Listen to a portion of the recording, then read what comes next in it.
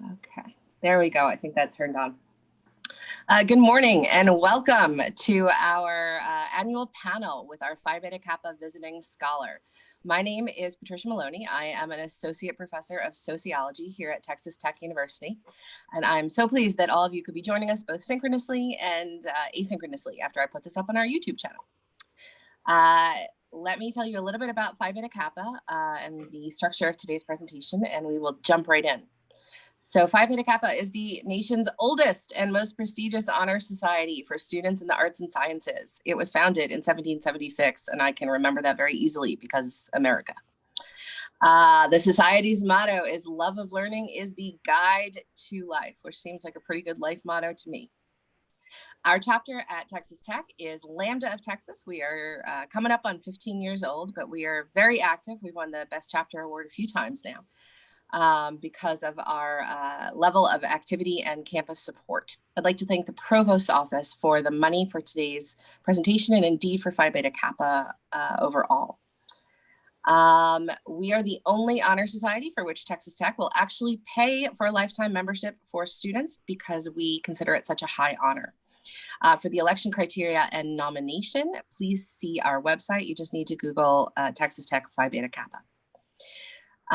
In the spirit of that love of learning, I am very excited today to speak with you and to have these other scholars speak with you about immigration in America.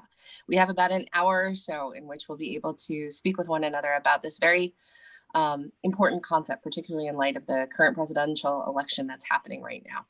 I'm going to first ask each scholar to please introduce him or herself, and then we've got some questions. Hopefully we'll have a few minutes at the end for question and answers from the participants also. So Dr. Levario, if you would start, please. Good morning, and thank you, Patricia and the Phi Beta Kappa for inviting me to be a part of this wonderful panel. I too am very excited. This is my first time meeting our special guest, Dr. Douglas Massey, and I'm very familiar with his work, so I'm excited about being on this panel. Again, my name is Dr. Miguel Levario. I'm an associate professor of U.S. History and Borderland Studies here at Texas Tech. I'm originally from El Paso, born and raised, proud Chuco product. And I still go back there quite a bit. I have most of my family still living there, so I still consider myself a fronterizo, or paseño more accurately, even though I've been in Lubbock for 13 years. But thank you again, and good morning to everybody. And our visiting scholar, Dr. Massey. I'm Doug Massey. I grew up in Olympia, Washington. There weren't a lot of Spanish speakers, but for some reason in third grade, our teacher decided we should learn Spanish. So I started learning Spanish in third grade. And then it was one language you could take all the way through school. So I took a class of 7 through 12 and then went to college. And I didn't want to forget what I'd learned. So I took a course in Spanish every quarter. And if you do that for 4 years, you get a major if you want one or not. And nice. So in addition to my social science training, I read a lot of Spanish literature and Mexican literature. My favorite course was Novelas de la Revolución Mexicana. Oh, nice. Dr. Grier. Hi, my name is Robin Grier, and I've been at Texas Tech for about 3 years. I was at University of Oklahoma before that for about 17 or 18 years. And before that, I was at El Cide in Mexico City. And my specialization is the political economy of Latin America, but I have a sort of special love for Mexico and focusing on Mexico and border issues. And I've just started teaching a class on the economics of the US-Mexico border last semester. Wow, that must get quite the response around here. Yeah, and I think Miguel and I are going to talk and maybe do some guest lectures or something too. Nice. Yeah. Yeah, that'd be great. Okay, so I'm going to jump right in because I know we have a limited amount of time. What is the current state of immigration in America? Generally speaking, about how many people enter versus in documented means versus undocumented means, from what region. Generally, I'm looking for kind of a background, particularly for people who don't know a ton about immigration in America. Well, in the legal part of the immigration, it's we get about 1 million or so legal permanent residents arriving every year, and that's been fairly stable. And I just checked the 2019 data, and it's still just over 1 million people. What a lot of people don't realize is that we actually have a huge guest worker program going on, and especially with Mexico. So that there are around 800,000 to 900,000 guest worker entries from Mexico every year. and it's been growing rapidly since the early 2000s. The largest single category is H2A, but which are agricultural workers, but it's not limited to that at all. It's in a lot of different categories, and there are a lot of different work visas, each with their different characteristics and time attached to them and rights attached to them.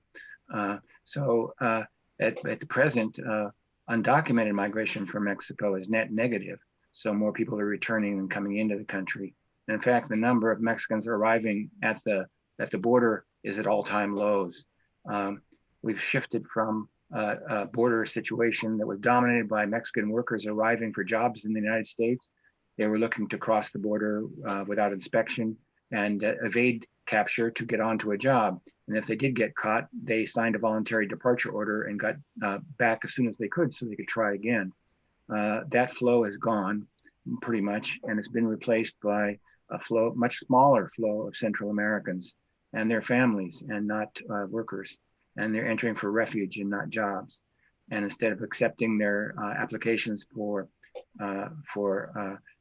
refugee status or for asylum, we criminalize them and turn them back at the border, and they languish in camps, and then eventually they get tired of languishing in the camp and they cross the border without authorization, and rather than trying to escape border patrol, they look to turn themselves in so they can claim defensive asylum, and then they're put into the detention system, which was never built to handle families. It was built to process the Mexican male workers, young Mexican male workers, very quickly and send them back. And now it's really overburdened the detention system, and we don't know exactly how bad the conditions are, but from what the information we have, it's pretty bad. In the undocumented population, it fluctuates around 11 million, and it's not changing that much in total size. The number of Mexicans is declining because of net outmigration, and it's growing mainly through China and through India and through Venezuela. Those are the three biggest growth categories in the past several years. Venezuela, because of the collapse of the Venezuelan state, and the people we're getting are not coming across the border, they're coming in with visas and overstaying the visas. And they're skilled and educated part of the Venezuelan population. Less skilled people are scattering throughout all South America, throughout Latin America generally, but they're not coming to the US. The Indians are also growing rapidly, and Indians and Chinese, they both come in on visas. So the part of the undocumented population that is increasing now is not increasing much from border crossings. It's really increasing from visa overstays. So a border wall is not going to affect a border wall is really dumb right now because it's a waste of money. First of all, it won't stop the flow that's already negative from Mexico. And it's not going to solve the problem of the refugees coming out of Central America. And it's not going to affect the main sources of growth in the undocumented population, which are visa overstay. And it probably is going to affect overstays in the wrong direction that people would want, right? Because once it becomes so hard to cross the border, you don't go back.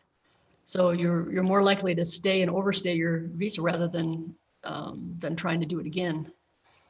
Yeah, and it's gotten harder and harder to get a visa, even legitimate visas. We have a very hypocritical system right now.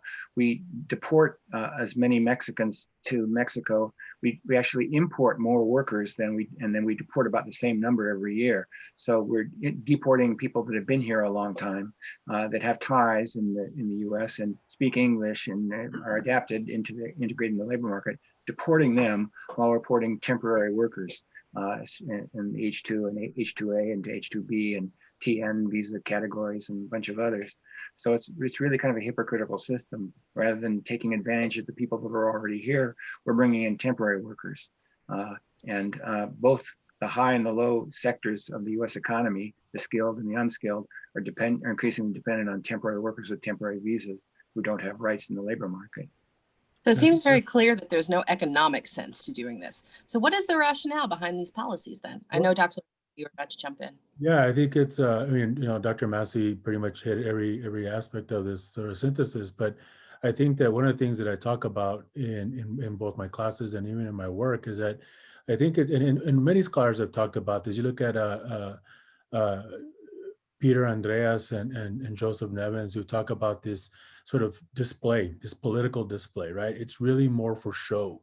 And I think we've had this historically. I kind of argue that when we look at immigration policy, it's really just for politics, because when we look at the logistics of it and the pragmatic way of it, it doesn't benefit us to build walls, as Dr. Massey mentioned. I mean, they're not going to do anything. And Tony Payan, a former political scientist as well, has argued this. That it's really what we're looking at is that most people come through the ports of entry.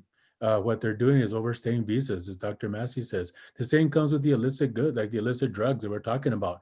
The majority of our illegal drugs come in through our ports of entry, because you can't stop every truck that comes through. I mean, it's not the age of where you have some guy with a backpack trying to cross the desert. That does happen, but it's the vast majority is coming through our ports of entry, because we have this economic relationship with North America, with Canada and Mexico, of open borders, but we want them closed. And I think that, as Dr. Massey said, we have this hypocritical system where we want open but closed. And I think that's virtually, we're kind of inherently have made this this issue almost impossible to address, and even a problem to resolve, if it is a problem. We kind of created this to kind of shoot ourselves in the foot in a lot of ways. And historically, we've seen that.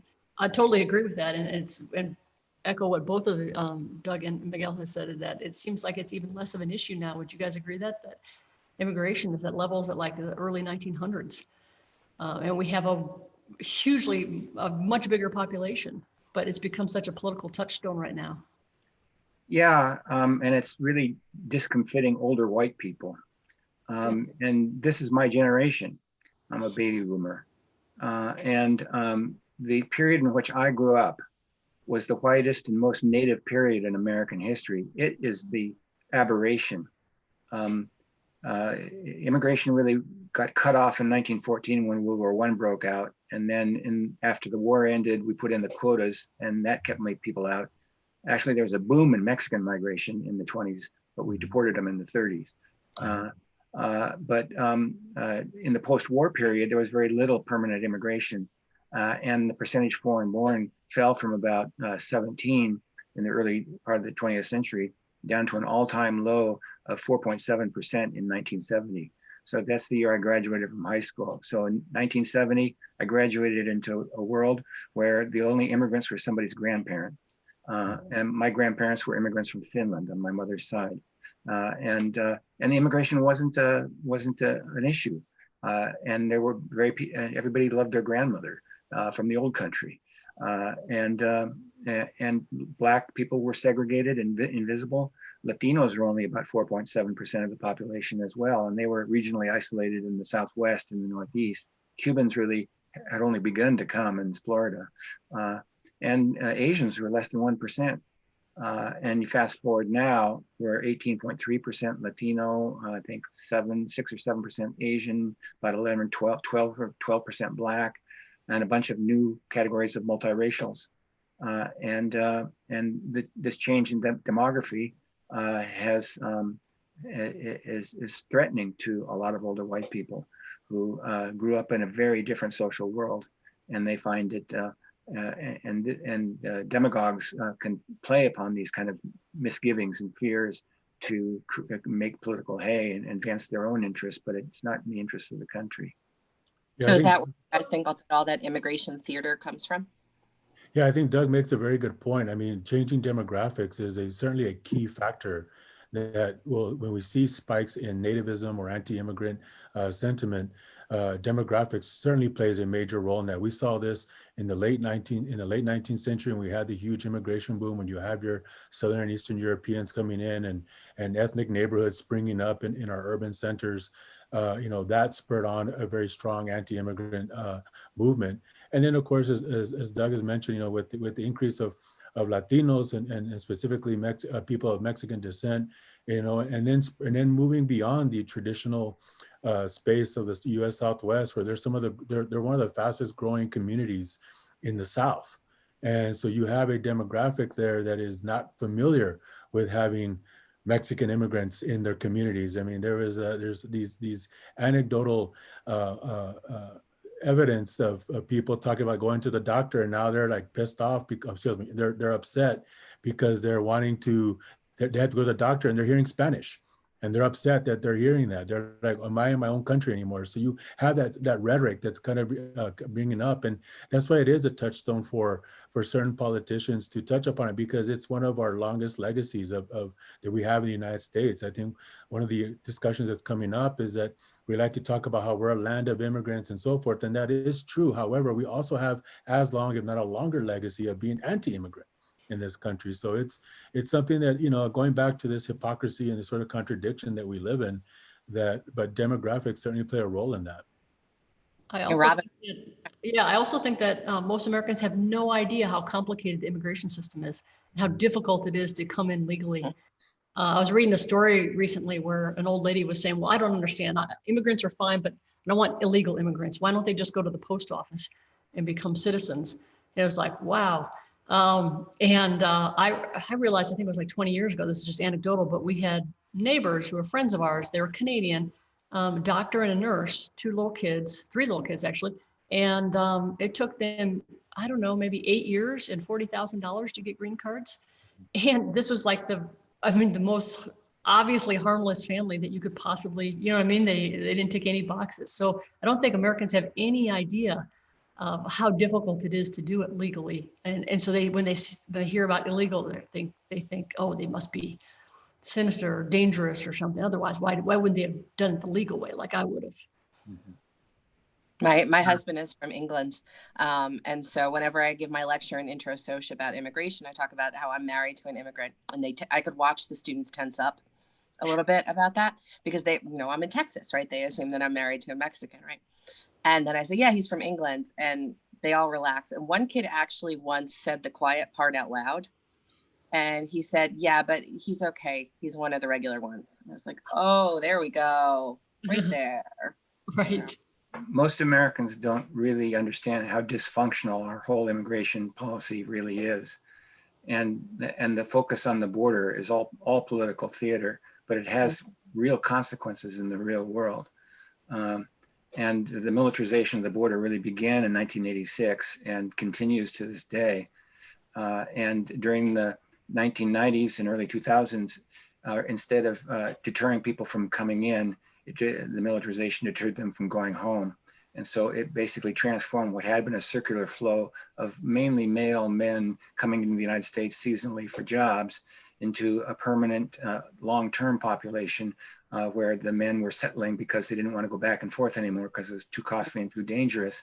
So they stayed longer, and as they stayed longer and longer, they brought in their families, and these are the dreamers and their mothers.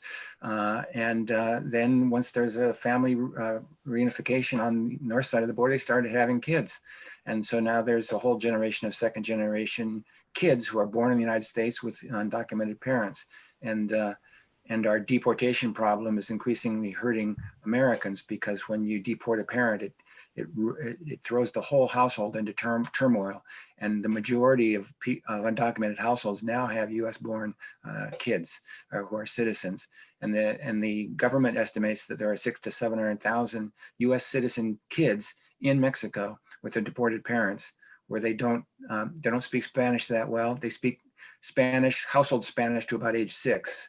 And then if they went in the school system, they didn't learn how to read and write in Spanish. They know Mexican-American culture, but they don't know Mexican culture. They get bullied in the schools. They don't adapt. The Ministry of Education is doing the best it can trying to absorb these kids. But it's sad for us because these are Americans, and the US consulates aren't doing anything to really help them. And they're going to come back to the United States, but without the education they would have had if they stayed here, and they're going to be traumatized, and they're probably going to be pretty angry. And that's what we're doing to our future right now with a crazy policy that brings in legal guest workers for controlled labor while we deport the workers we've got in the country and cause all these problems for the next generation of Americans. So that was Reagan in 1986, right? Was that a Reagan policy that did that? It was Reagan, and it was done in the name of the Cold War at that point, because of the Sandinistas coming to power in '79 in Nicaragua, and this was communist penetration to our south, and the U.S. was the border was the soft underbelly of America, and there were communist agents coming across. If you want to get a good feel for the spirit of the times, the zeitgeist, rent the original version of Red Dawn. That's a classic Cold War, end of Cold War movie where we're invaded by paratroopers coming out of the skies who are Spanish-speaking soldiers commanded by Russian officers, and they take over the United States. And then Patrick Swayze and his wrestling team form a guerrilla band and try to liberate America from the communists who came in from Latin America with Russian commanders. Oh my goodness. And his wrestling team, wow. It was a debut of a whole bunch of the Brat Pack, I think, were in that movie. But so it was done in the name of the Cold War, and it gave him the authority. It gave the president authority to declare border emergencies, and that began the militarization, and it started increasing the number of border patrol officers and increasing their budget. Even though basically illegal migration as a flow had maxed out around 1979 or 1980 and just started fluctuating around. It was no longer going straight up. So the flow had already evened off, and it was a circular flow. And by militarizing the border, we transformed it from a circular flow into a settled population with much more important long-term consequences for the country. I think piggybacking on what Doug is saying, we talk about the militarization. I think that's a significant shift in how we understand the way immigration policies are enforced. We have to understand that when Border Patrol was created in 1924, they were simply meant to be a law enforcement to enforce immigration laws, and mostly because of the Chinese Exclusion Act and of course the Quota Acts that were passed at the same time. But even immediately they were confronted with the issues of prohibition and the smuggling of alcohol, and many of them account that they didn't enforce a lot of immigration because they were more concerned about the smuggling of tequila and other liquors. So we've seen this evolution of the Border Patrol kind of not really finding its place in enforcing. And as the Cold War escalated, I would argue it goes back even before Reagan. We look at Dwight D. Eisenhower when he shifts the focus of the Border Patrol into a more military style law enforcement when he appoints General Swift as the what do you call it? The director Commissioner of the INS. Yes, yeah, thank you. I just blanked out for a second. And there was the concern that Mexican migrants were going to potentially bring in atomic bombs through their tattered suitcases, and they would issue out, the FBI issued out a public service announcement saying that, don't be fooled by the poor, tattered-looking immigrant coming across the Rio Grande, that in that tattered suitcase, they can bring an atomic bomb. And Eisenhower publicly announced that he was concerned that we could potentially see suitcase bombs coming through. So this idea of Mexican threat has kind of been around most certainly since the early 20th century, and as Doug has mentioned, it's escalated as these political climates have changed, right? We have the Cold War, and then of course after 2001 you have the war on terrorism, and it always seems to redirect and center on the U.S.-Mexico border. I remember I was a graduate student at the University of Texas, and they invited Vicente Fox, the former Mexican president, to speak, and the first words that come out of his mouth are, "No terrorists came through Mexico." And this is in the heels of 9/11, and he's right. But it's like we had this, this focus on, yes, the anti-terrorism and so forth, but it seemed like we saw an escalation of the militarization of the border as the budget, increased exponentially. The George W. Bush administration had set out a long-term plan of increasing boots on the ground, meaning more officers, increasing the budget. I mean, since 2003, we've seen the budget triple with the Department of Homeland Security, but more specifically the Customs and Border Protection. So, and then you see, of course, the reorganization of the INS and falling under the great umbrella of Department of Homeland Security and so forth. So I think that is an important aspect to consider and think about militarization. Go to the website for the Border Patrol today, and the first paragraph talks about how they're there to fight terrorism. It's not about enforcing immigration. It's about fighting terrorism. So it's this evolution of the Border Patrol, I think, really is a good lens to understand how we approach immigration today and how we consider immigration, not a matter of a circular sort of process and one that is relatively natural, but one that is meant to is militarized, one that is meant to stand our ground, if you want to use that term, if I can use that term. It's meant to be restrictive and meant to push back. So we've also seen that it's the migrant, especially the Latino migrant, is no longer seen as a someone who's going to come here for jobs. It's someone here as a threat to our national security. And I wanted to ask you guys, it seems to me like the militarization it's flipped. Like there's all these defense companies that got built up during, Afghanistan and Iraq, and they're looking for more sources. And you have Congress people who are willing to build up the threat to get those defense companies projects in the border. It seems like it's like political theater in a different way. It's like created to sort of help the defense companies. Do you think there's something to that, or? Oh, there's no question. I think you have that border industrial complex, everywhere from you're looking at in some places like Del Rio and other places where the Border Patrol is the main employer of the town. So you go down from that level where they are an important economic unit in these small towns in Marfa, in Del Rio, and these small Nogales, Yuma, and all the way up to where you're saying, where we have one of the most highly militarized, peaceful borders.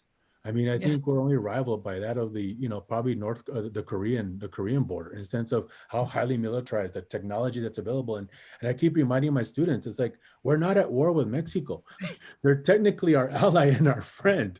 But yet, if you look at the border, you would think that we're at any moment about to go to war with them. Yeah. And I definitely agree with you, Robin. There is a certain industrial complex that, we've talked about the military industrial complex, in which Eisenhower again famously talked about in his departing address to the country. But now we have the border industrial complex, and we've seen these how do you say, these fairs, right, where they're just promoting infrared lights, night vision. I mean, just incredible technology simply and we've seen border governors adopt it. We saw Rick Perry try to implement a virtual fence, and where he allowed citizens to monitor through cameras any suspicious activity, and he ended up kind of taking it down within a year because they were reporting everything and running the Border Patrol ragged because they were reporting like cows running, and they didn't understand how to they didn't understand that the border is a living organism. Like there's animals and there's even people that are, just walking around, but they're not, this is not just a place where people are trying to sneak in and hurt us. It's really phenomenal what we see here. A gigantic symbol, and it's a profitable one for the private sector.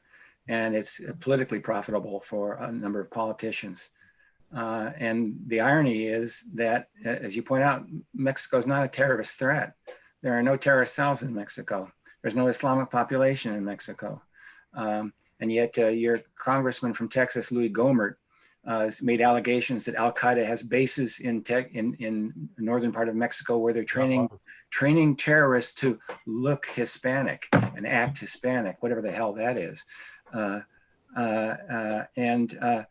course, the threat, to the extent there's a threat along the border, is with Canada, because Canada has Islamic populations and strong immigration from Islamic countries. Their percentage of Islam is much higher than in the United States, which is less than 1%. And there has been a terrorist attempted attack from Canada, the Millennium Plot, that was broken up when they tried to cross the border in Washington State to head to blow up LAX on the Millennium New Year. And it makes no sense if you're ISIS or Al-Qaeda and you want to set up a terrorist cell to attack the U.S., you're going to put it in Tijuana, where you face the most militarized border anywhere in the world, where you stick out like a sore thumb if you're a militant Islam person. No, you set it up in Toronto or somewhere else, and that's where they do it.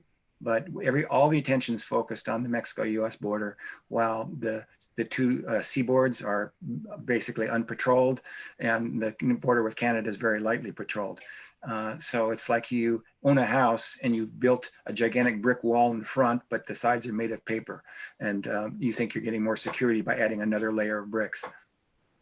So is it just because we have this perception of Canada as a white country? I mean, underneath all of this, is it just straight up simple racism?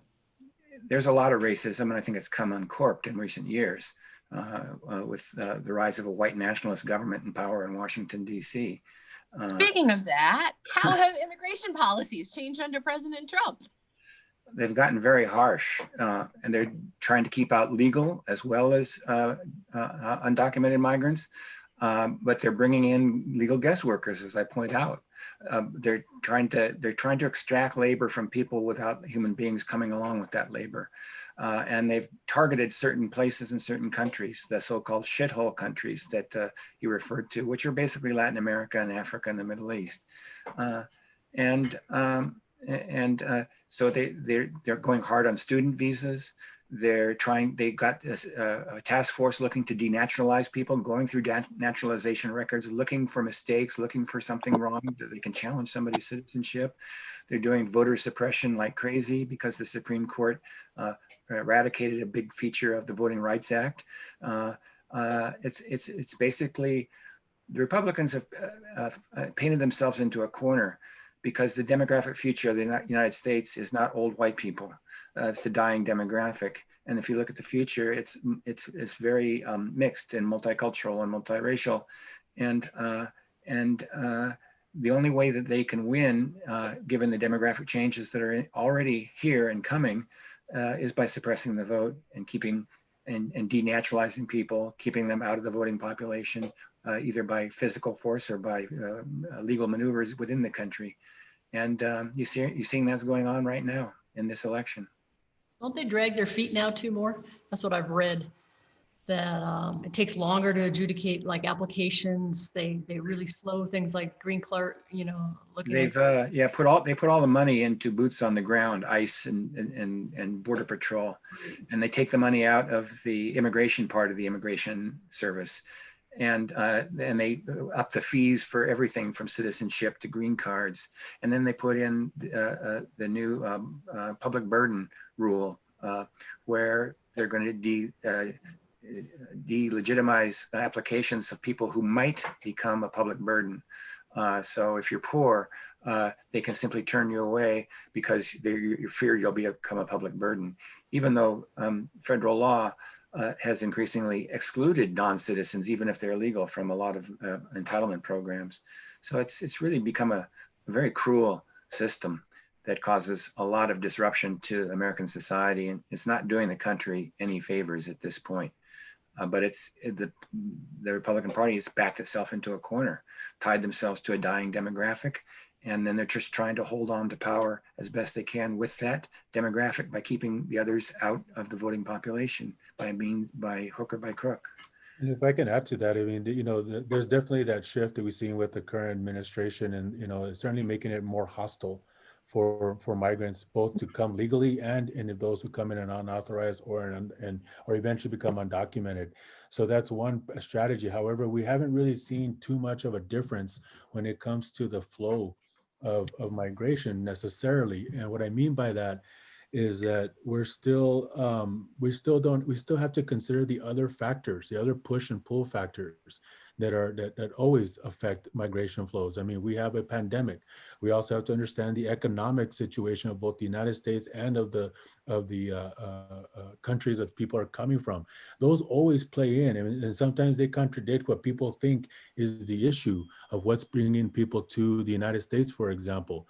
But we have to kind of consider. So it's hard for people to say, well, it's low because Donald Trump has been strong on the borders. Like, that's not necessarily true. I mean, in fact, he hasn't really built any new border walls, so that's not it.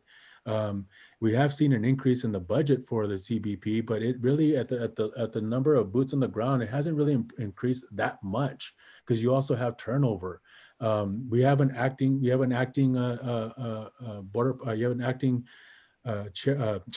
what's it called? The Border Patrol Director, yes. Gosh, the acting director of the CBP.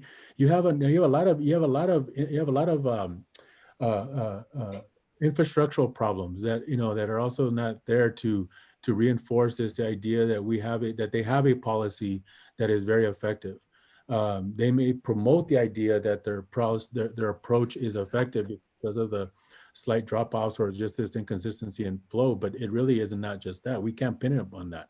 There's no evidence to prove that their approach is actually working, because we have a number of factors that are contributing to the flow of migration to this country. Yeah, we don't know what the counterfactual would be. No, we don't. Well, I've done a number of analyses that show pretty conclusively that border enforcement has no effect on the number of people coming to the United States and attempting to cross the border. And the reason that Mexican migration, undocumented migration from Mexico ended was because of the demographic transition in Mexico from high to low fertility. So in around 1970, the total fertility rate in Mexico was 6.8 children per woman. Today, it's 2.1 children per woman, which is replacement level, below replacement level, slightly below. And Mexico has become an aging population.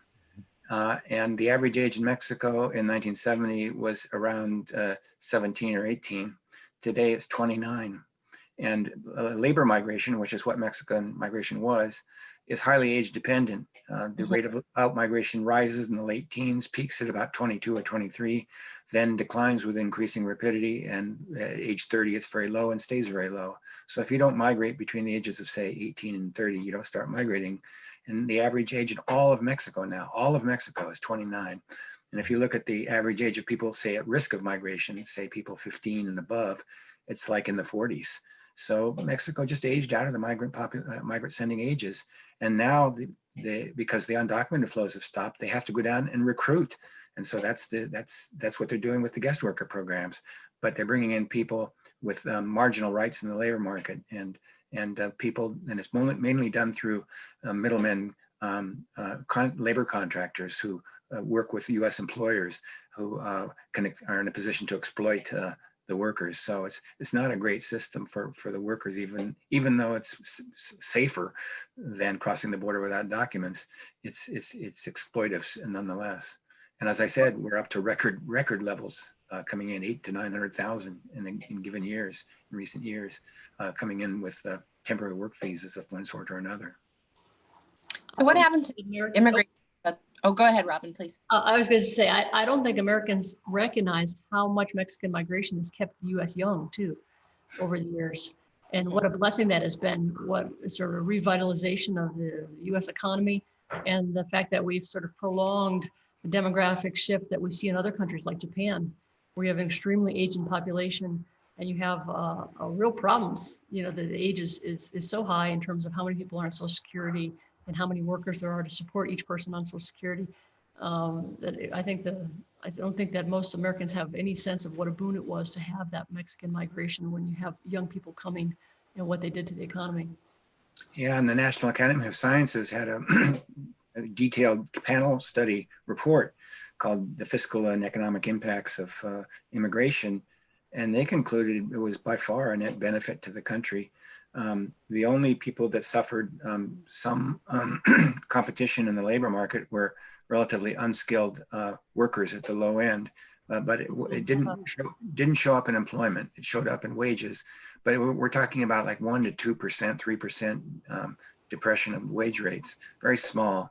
And the people that are most affected are prior immigrants and second generation immigrants, not native white Americans. In agriculture, for example, there hasn't been a native white American working in the agricultural sector in the fields since the 1930s. Yeah, I mean, immigrants are like really highly associated with innovation, with entrepreneurship. You just like the selection effect of who is willing to immigrate, to start new entrepreneurship ratios of Hispanic immigrants is way higher than it is in Mexico. And so they bring about a lot of innovation. You look at like patents. Immigrants are responsible for a huge percentage of patents in the United States. And yeah, like Doug said, there's really the most negative studies that I've seen shown some effect on wages for high school dropouts. But overall, as a labor force, it actually increases U.S. wages by 0.6%. So sometimes you do wonder how much it is racism, because it seems like much ado about nothing. Yeah, I don't wonder. Okay, yeah. I guess I was being nice, yeah. It's pretty explicit. It's pretty explicit in the White House now with Steve Miller in charge of immigration policy. The guy hates immigrants. Yeah. And that's his whole purpose in life, is to cause pain to immigrants in the United States. He says that publicly. And he said, I don't know what I'll do if Trump doesn't win an election, because, this is what I live for. So it's a bad situation right now, but this is not the first anti-immigrant spasm we've had in the United States. And there's a classic formula for when we're going to have a rise in nativism, and it's when economic insecurity rises in the context of rapid demographic change through immigration, and that's happened periodically throughout the country. So it happened. The first big one was in the 1840s, and then it was Catholics. Catholics from Germany, Catholics from Ireland were the main ones, and the papal state was going to take over America, and there was a lot of hysteria, and that coincided with a big recession, a very recessionary period. And then the next one was in the 1880s when immigration began to surge again, and this time it's more from Southern and Eastern Europe, but what got the attention of people were Chinese in the West. So the surge coincided with an economic slowdown, another recession, and it was Chinese who paid the price that time with the Chinese Exclusion Acts. And then they finally got around to Southern and Eastern Europeans in the 1920s. People think of the Roaring 20s, but in the immediate aftermath of the First World War, there was a large recession, and this is the context and when the first quota acts were passed in 1920, and it deliberately blocked immigrants from basically Africa and Asia, and skewed immigration from Europe to the north and the west rather than the south and the east, and left the door open for immigration from the Americas because they weren't included under the quotas. And that's the beginning of the mass migration from Mexico to the United States because they needed immigrants as the economy roared in the late 20s. And the Mexican out-migration rate was higher than it was in the 1980s and 1990s as a proportion of the population. And then that came to an end with the Great Depression and a mass deportation campaign that cut the Mexican population in half in a space of about 4 years, and deported a lot of American citizens who were born in the US. And now we're in another anti-immigrant spasm because economic insecurity has increased. Inequalities dramatically increased. Parts of the country have been hammered through very big and powerful forces of technological change and globalization and global competition, which immigrants aren't responsible for. But demagogues find that they can't deal with globalization, they can't deal with the inequality politically very well, and can't come to quick solutions in their complicated problems. It's easy to blame immigrants. And so immigrants become the target. And that's what's happened since the 1980s. It's a growing tendency identified by Leo Chavez, an anthropologist at UC Irvine, who calls it the Latino threat narrative. It's become ever more powerful and in US media, and especially in the blogosphere on the right. And it's driving, and it's all based on the trope of illegality. These are people are illegal migrants. So if they're illegal aliens, you think they're from outer space or something, they're illegal, they're by definition lawbreakers and criminals. And it gets this whole trope of these are people are a threat to the United States, when in fact, they're not. And immigrants have lower crime rates than natives. And if you deport people with the low crime rates, the average crime rate is going to go up. So deportation, all of our enforcement backfires. We actually increase the size of the undocumented population by militarizing the border, and we're driving up crime rates by deporting low crime parts of the population. So it makes absolutely no sense except as political theater based on racism and nativism. Other than that, things are great. Was it the director of the Border Patrol yesterday that was complaining bitterly that he got his tweet blocked from Twitter because it was Information. he was saying that, you know, every mile of border enforcement keeps out the rapists and the gangs and the violence and the terrorists, and Twitter deleted it as like fomenting hate. And he said, "Are you kidding? I tweet this stuff all the time." I thought, oh, that's great. Not really defense. Yeah, that's a great defense. Yeah, do it all the time. The president does it, so why not Yeah. me? Yeah. I wonder what's there are serious problems with crime in Latin America. The drug cartels have been very destabilizing within Mexico, but the problem is that it's all demand driven, And Mm. all the studies, even the ones commissioned by the federal government and the national security establishment, say that interdiction doesn't work. It just creates a lucrative niche for people to come in and smuggle drugs and make money. And drugs are as available as they ever were, probably is available now more than ever, in spite of the billions we put into drug interdiction. Unless you start to treat it as a demand side problem where you treat the demand with education and treatment, the drugs are not going to go away, and the cartels, the more you repress, the more violent they're going to get, and the more money they're going to earn to pursue their evil intentions. And most Americans don't realize that the criminal gangs in Central America, Mara Salvatrucha and Calle 18, they were founded in Los Angeles. They're from the U.S. Their Salvadorans were, during the U.S. intervention, they were, because of the spreading violence that we were supporting with our training their death squads in the name of the Cold War, they were pushed out of El Salvador. And unlike Nicaraguans who are fleeing a left-wing government, were welcomed as refugees and asylum seekers fleeing communist tyranny, they couldn't be brought in as refugees or asylum seekers because they were fleeing a government that was allied with the Reagan administration and prosecuting the Cold War. And so they entered illegally without documents.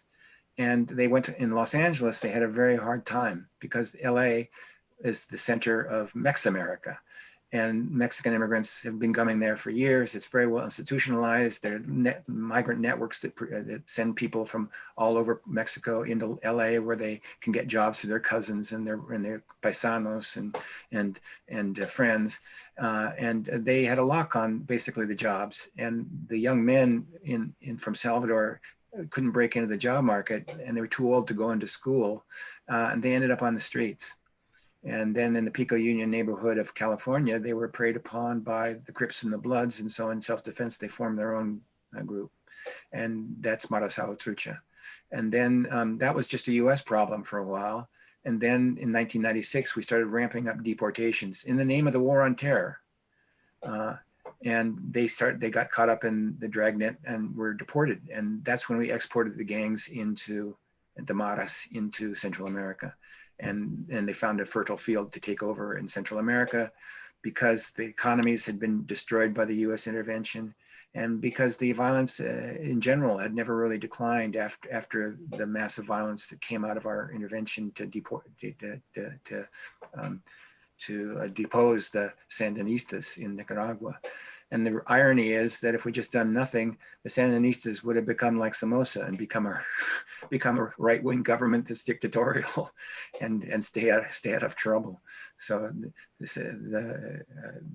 Sandinista government's in power now, and it's repressing its people in the way that Somoza government did before.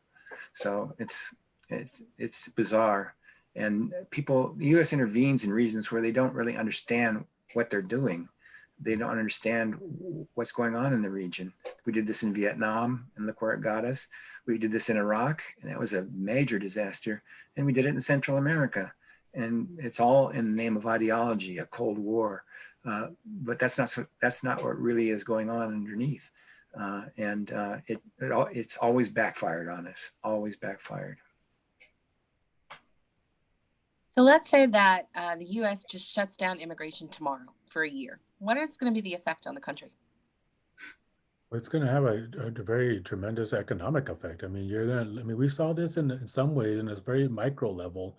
When you looked at the SB 1070 in Arizona, the more draconian policies that were passed in Georgia and Alabama not too long ago, where they were enforcing immigration law using their state and local police, and they ended up seeing their produce rot on the vine. They couldn't recruit. I mean, they even partnered up with UFW to recruit workers and say, well, this is right after the Great Recession of 2008, and they couldn't recruit people. People would not. U.S. born citizens would not go out and pick produce, even if they were paid a living wage. Even if they were paid, they would not do it.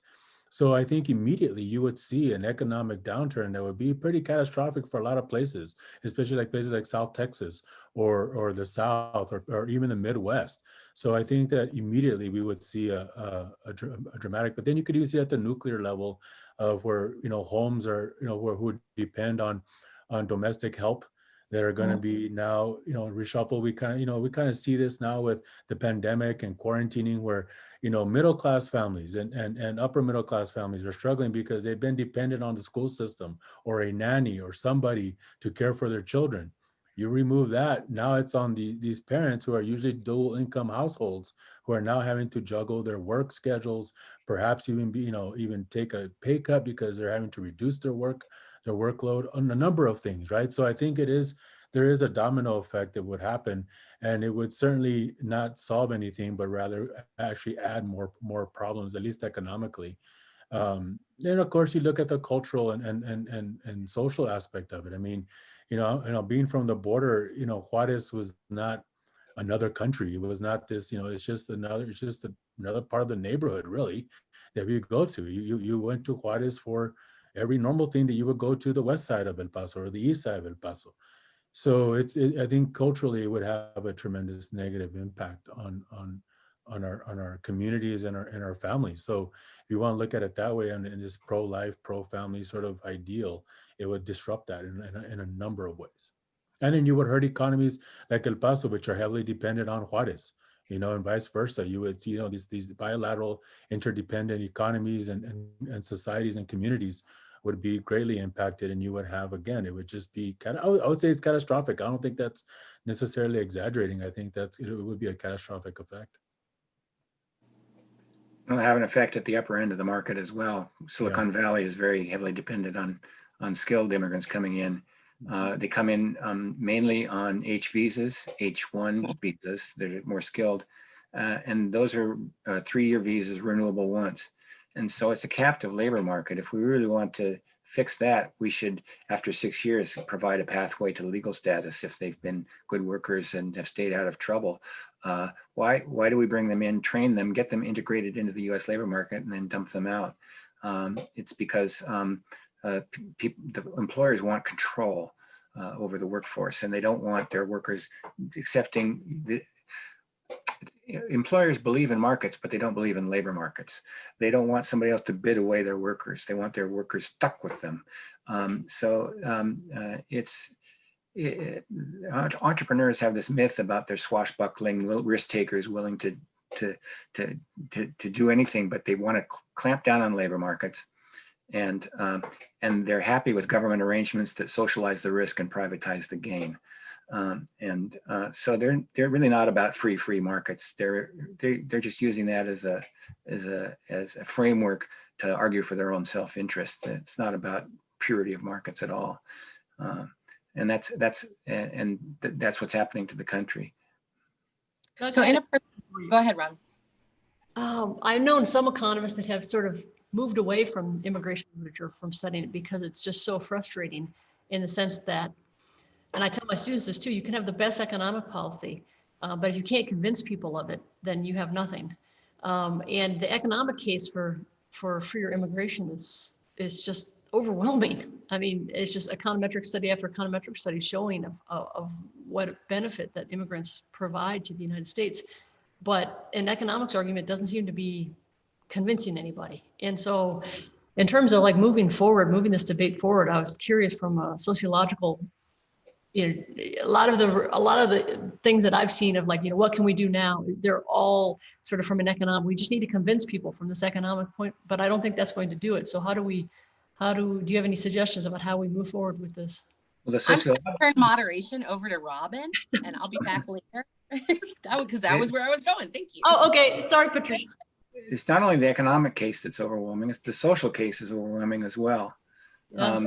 I was on the National Academy of Sciences panel on immigrant integration, and reviewing all the evidence, we concluded that immigrants were integrating very rapidly and effectively into American society. They were learning English.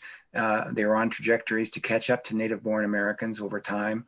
In fact, evidence suggested they were integrating and assimilating faster than the earlier generations of immigrants in the early 20th century. Yeah. But there's two main caveats. The first is race. There's skin color discrimination in the United States, and that holds people back from what they might otherwise achieve. But the biggest single factor is legal status. and the fact that such a large share of immigrants are out of status. And this is a huge drag on the economy because they can't live up to their potential. They can't exercise, they don't have full economic mobility. They're not in a position to get higher wages, to demand better wages.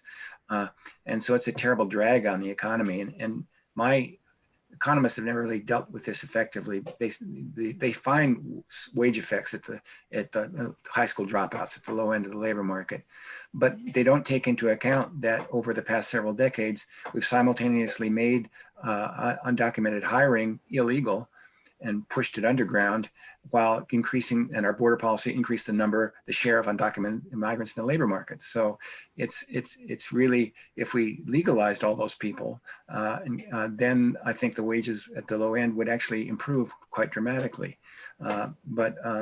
So all logic says we should legalize the people that are here, create avenues for entrance into legal permanent status for guest workers over time, and really manage our immigration rather than trying to stop it.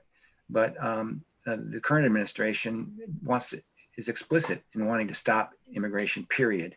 And the anti-immigrant groups in Washington, like the Center for Immigration Studies, want to stop immigration or limit it to countries like Norway, which I think has 5 million total people.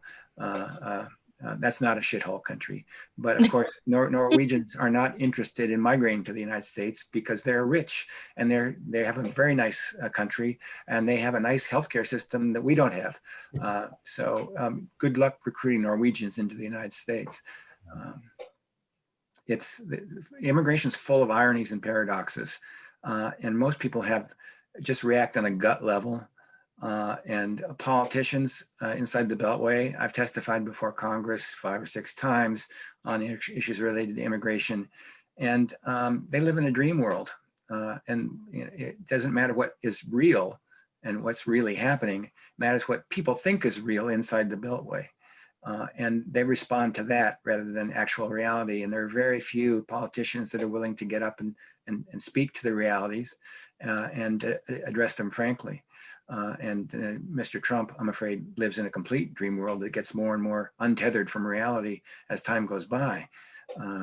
So yeah, it's and that whenever you have policies put in place that don't correspond to what's really happening in the real world, but some stylized version of the world that's created for somebody's political purposes, it always works out badly. Robin, Miguel, how would you guys change things? What would you do going forward? Well, I think Doug kind of synthesized it really well, and because we looked at past evidence, and the more difficult, the more restricted we make our quote unquote legal process to enter the country, the higher the risk and the higher number you're going to see of people entering the country in an unauthorized manner. So if we could make a reasonable pathway to citizenship, or a pathway not just to citizenship, but just to legal status. Nobody comes to this country saying, yes, I want to go to the back door and live in fear for the rest of my life. I mean, just putting in a very basic, human level, nobody does that. I mean, they're escaping, economic, turmoil, they're escaping violence, they're escaping a number of reasons. They don't come here wanting to be, want to be harmful. They don't come here because they want to turn this country into the environment that they're escaping. They want to improve. They want to contribute. And I think that if we can make our pathways to legal status more reasonable and certainly more affordable, you're going to have, and it's beneficial. If there's this concern of a national security level that people may come in to do us harm, if you document them, then you're going to know what's going on. It's the ones that you can't keep track of that you're going to be worried about theoretically. So why not make these pathways more reasonable, more pragmatic, and more affordable so that people can work and contribute to our society in a constructive way? And that's the thing. And Doug hit it right on the nose. I mean, all the evidence points that we don't have a security threat or a criminal threat coming in. I mean, I don't mean that in an absolutist way. I mean, of course, there's always some bad elements of it. There's like that. I mean, it's not like we don't have crime here. but it's not like they're bringing something we don't already have. But the point is that the vast majority, you're looking at well over 90% of immigrants coming in are really coming in because they believe in this idea of an American dream or whatever you want to call it, but they certainly want to survive. And migration is a human characteristic that we've had since we've been able to walk upright. We migrate. I tell my students, those of you who are not from Lubbock, you migrated to Texas Tech because you wanted opportunity. You're probably going to migrate out of Lubbock because of opportunity. What makes you any different than the migrants that are coming in for looking for opportunity? You're a migrant just like they are. So to call them illegal or this or that, they're just exercising a very basic human trait that we've been doing for centuries, if not millennia. What about, I don't know if either of you have studied this at all, and I don't know how feasible it is, but the federal government has had like a monopoly on immigration for many hundreds of years. I guess since the late 19th century. And US is hugely economically diverse. I've heard proposals, but I haven't heard anyone study it seriously. I'm curious about whether we could give more states or communities opportunities to do, so it matches more closely with what states need or with what, industries in that state need, or perhaps communities need, and take it out of sort of the national demagoguery, where it's like this other, as opposed to one of the things I noticed when this anti-immigrant wave came over recently is that when they talked to people in communities, often people were anti-immigrant, but they weren't anti-immigrant to people that were there. Well, like, oh, you can't get rid of Jesus. No, everybody loves Jesus. No. Like, but so when it was like this abstract other, oh yes, of course, no, we don't want those illegals here. But when it was talking about like people that were in their community that they knew and liked and worked with, then it became something personal. And so I don't know if it's feasible or not, but I think having it be just the only domain of the federal government is not. That's something buzzed. I don't think that's terribly feasible. It's pretty much settled law by the Supreme Court very early on that the federal government regulates immigration. Okay. The states have always had a role in what to do with immigrants once they're here, and they can give voting rights to people who aren't citizens, and they have in the past, and some places still do for local elections. So. But the entry and the legal statuses are governed at the federal level. It's not in the Constitution, but that's what the Supreme Courts have held for 100, 200 years, basically, that the immigration is regulated by the federal government. But what most Americans don't realize is that here in the Western Hemisphere, all the countries below us, basically the regions at replacement level fertility, the demographic potential for migration, mass migration from countries to the south of us is pretty limited at this point. And you saw that this is exactly what happened in Mexico, as it went in from a rapidly growing young population to an aging population with declining rates of labor force growth. There are only a handful of countries, very few countries in Latin America that are even above replacement level. Most of the region as a whole is below replacement level, and most countries are below replacement level. And this is very different than the situation in Europe, where the countries below them are rapidly growing with high fertility rates and very young populations. So, we could manage the situation here in the Western Hemisphere with an enlightened policy. The demographic potential for mass migration is dramatically reduced over what it once was. And it's in our economic interest in doing so, and in our social interest as well. But the issue just gets demagogued so much that most people have very confused notions of what immigration is really about, what it's really like. And there's just so much misinformation put out into the public sphere by people who would rather have Americans mad at people from south of the border rather than white guys in suits from New York City. All right, well, I want to be respectful of everybody's time, and we're just about wrapping up now. Any last words, or any participants have any questions? There's a Q&A function there if anybody would like to jump in. Well, this election is going to matter a lot. Yeah, it will. And for those of you watching this in the future, I'm jealous of you, knowing what the results are. Okay, well then This was fabulous. I really enjoyed this very much. Thank you for letting a non-immigration scholar listen to you guys talk. It was great. Thank you And for inviting us. good to see you. And good job. Thank you for coming. Thank you. Nice meeting Bye. both of you, Doug and Bye, Robin. thank you. Adios, hasta luego, nos Hasta veremos. luego. Uh, Bye.